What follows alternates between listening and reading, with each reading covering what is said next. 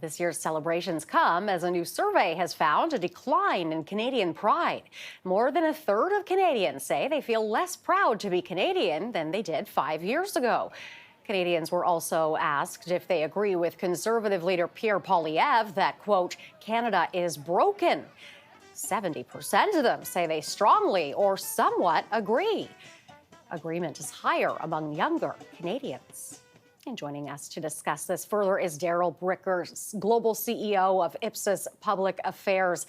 Darrell, thank you for being here. This survey is showing 70% of Canadians think Canada is broken. What is your reaction to this number?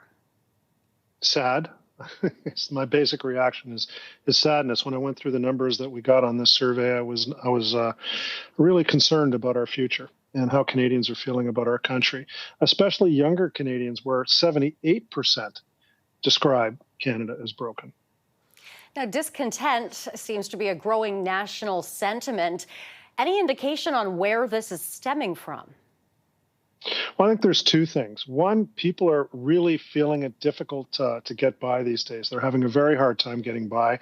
And the promise of Canada in terms of our prosperity and security, at least what we thought we were told about the country we're living in, is feeling further and further away for Canadians.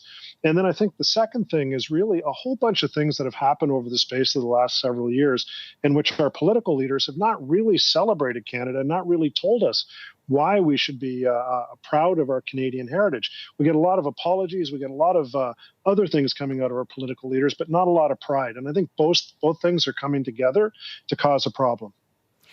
Now, are these numbers directly or indirectly linked to Justin Trudeau's leadership capabilities? Well, I think that the Trudeau government is in a uniquely difficult position, but it would be going too far to blame them for all of this. Political leaders at all levels in our cities, our municipalities, in our regions, and our provinces in our country need to take the issue of Canadian pride, and I don't mean jingoistic pride, but just a sense of belonging together and a real sense that we're doing things well in this country. They need to take nurturing that more seriously. And I think we've been kind of cavalier and capricious about it over the space, particularly the last decade. Is there any indication with this on what kind of changes Canadians want to see?